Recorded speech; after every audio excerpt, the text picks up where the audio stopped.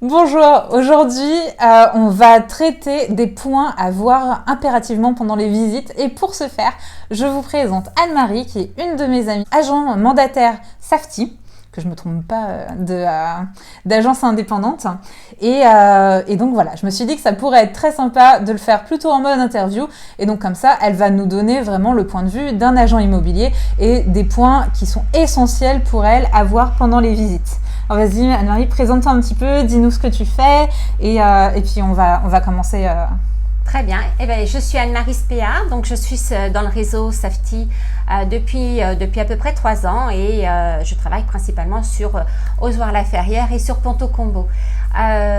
Effectivement, les premières visites sont super importantes et lorsque l'on rentre dans un bien quel qu'il soit, il faut déjà regarder l'ensemble général, que ce soit la toiture, le ravalement, les façades, les fenêtres bien sûr, toutes les huisseries. Une fois qu'on est dans le bien, là après on est vraiment sur des points qui sont plus précis. On va regarder le chauffage, on va regarder la plomberie, on va regarder l'électricité, le compteur électrique, le tableau électrique, savoir si ce sont des coûts à rajouter ou pas à l'acquisition. D'ailleurs, c'est hyper intéressant ce que tu es en train de nous dire là. Et si tu te souviens bien, la dernière visite qu'on a fait ensemble, tu as vu que la première chose que j'ai fait, alors que les garçons étaient partis voir les pièces à vivre, moi je me suis dirigée vers la cuisine et la première chose, j'ai ouvert les placards sous l'évier. Voilà. Et d'ailleurs, j'ai trouvé une fuite. On n'achète pas sa résidence principale ici. Donc avant de regarder vraiment alors, ce que tu nous dis, c'est l'ensemble, mais avant de regarder vraiment le confort, je pense que c'est le bon terme, on regarde vraiment tous les aspects qui vont en fin de compte être de gros postes de coûts également et qui vont nous servir bien évidemment pour la négociation. Voilà, tout à fait. Donc effectivement, il faut pas hésiter à ouvrir les placards parce que derrière une porte de placard, il peut y avoir de l'humidité, il peut y avoir une infiltration, il peut y avoir... il peut ne rien y avoir aussi, que ce soit propre et ça, ça existe aussi. Qu'est-ce qu'on peut regarder? Il faut bien regarder également les plaintes parce que, notamment sur les maisons, lorsqu'il y a trop d'espace entre la plainte et le carrelage, c'est qu'il y a eu un mouvement de terrain ou alors le carrelage a vraiment été très très mal posé. Mais souvent, c'est un mouvement de terrain, donc il faut regarder s'il n'y a pas un problème sur la structure. Et puis c'est un bon vecteur d'entretien aussi de l'appartement ou de la maison, de voir les plaintes. On voit aussi s'il y a un gonflement, s'il y a eu de l'eau sous des fenêtres, des choses comme ça. Tout ce qui est humidité, très, très bon point.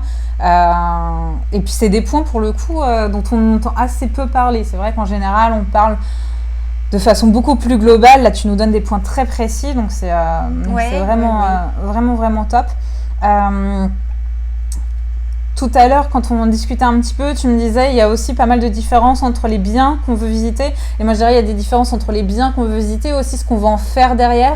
On a parlé un petit peu division tout à l'heure. C'est mon truc. Dernièrement, toutes les dernières vidéos quasiment parlent de division. Donc, on a parlé de division. Est-ce que tu veux nous en dire un petit peu plus là-dessus, sur les points que tu recommandes vraiment de regarder quand on s'intéresse à ce type de projet ou des différences entre maison, immeuble et appartement, comme la discussion qu'on avait tout à l'heure? Lorsque vous faites une division, c'est vrai que ce qui est important, c'est de pouvoir créer, de pouvoir vraiment avoir l'espace pour pouvoir créer des points d'eau, des points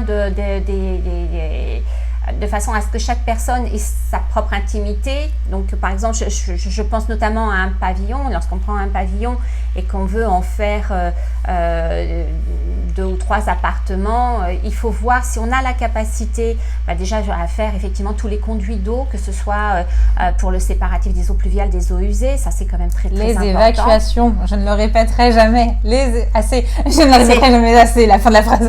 Les évacuations. C'est juste super important. Et puis, ça, c'est vraiment un des points les plus importants. Voir également, effectivement, si un escalier peut mener à chaque espace ou alors s'il va falloir faire des ouvertures sur les extérieurs. Enfin, il y a vraiment... c'est vaste lorsque l'on veut faire des divisions sur un pavillon. C'est vrai que le mieux, c'est plutôt des grosses structures. Là, au moins, on a vraiment de l'espace. Bon, après... Après, il y a un petit peu de tout. Parfois, on peut diviser des structures plus Voilà. petites, y compris en faisant d'ailleurs des sas communs plutôt que de devoir recréer. Alors, quand il y a directement des points d'entrée séparés, là, c'est idéal. Après, recréer des points d'entrée extérieurs peut coûter extrêmement cher. Donc là, dans ce cas-là, on va plutôt essayer de créer des sas ou quelque chose comme ça pour donner des portes différentes avec une porte commune. Oui, c'est ça. Donc, un bon architecte. Éventuellement. Bon, après, c'est pareil, ça dépend de la configuration. Il y a des configurations plus simples que d'autres. Est-ce qu'il y a d'autres points auxquels tu penses et dont tu voudrais nous faire part? Le chauffage. Le chauffage, que ce soit dans un pavillon ou que ce soit dans un appartement ou un immeuble, le chauffage est super important. Savoir déjà quel est le chauffage, quel est le type de chauffage. Et par exemple, dans un pavillon ou dans un appartement, est-ce que la chaudière est ancienne? Est-ce que c'est, par exemple, là, on ne peut plus avoir on ne peut pas rénover à partir de janvier, on ne pourra plus rénover une chaudière à fioul. Donc c'est vraiment le moment de faire très très attention effectivement à son investissement.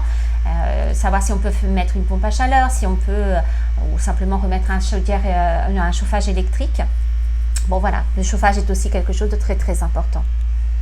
Ouais, super. Est-ce qu'on récapitule rapidement? Donc on a dit, premier point, tout ce qui est aspect extérieur. Quand on entre dedans, deuxième point, tout ce qui va être électricité et évacuation, on va les mettre ensemble. Troisième point qui était hyper intéressant, les plaintes. Les plaintes sont souvent révélateurs de l'aspect du bien. Et ça pour le coup je l'ai vu moi aussi en visite, même un bien qui donne l'impression d'être propre, quand on commence à s'intéresser d'un petit peu plus près, on voit certains défauts, certaines choses, voire donc des infiltrations, des choses comme ça, à cause des plaintes. Exactement. Et donc le dernier point, le quatrième point, c'était le chauffage. Exactement. Chauffage et voir ce qu'on peut faire. Super, merci beaucoup Anne-Marie. Merci Vanessa. C'est vraiment des points qu'on n'a pas l'habitude de discuter et surtout sur des chaînes comme ça sur YouTube. Donc, parce que là, on était vraiment dans du précis, dans de l'expertise, donc super. Et puis peut-être à bientôt, on pourra peut-être refaire d'autres vidéos. Donc voilà, vous voyez un petit peu comme j'amorce le truc. À bientôt. À bientôt.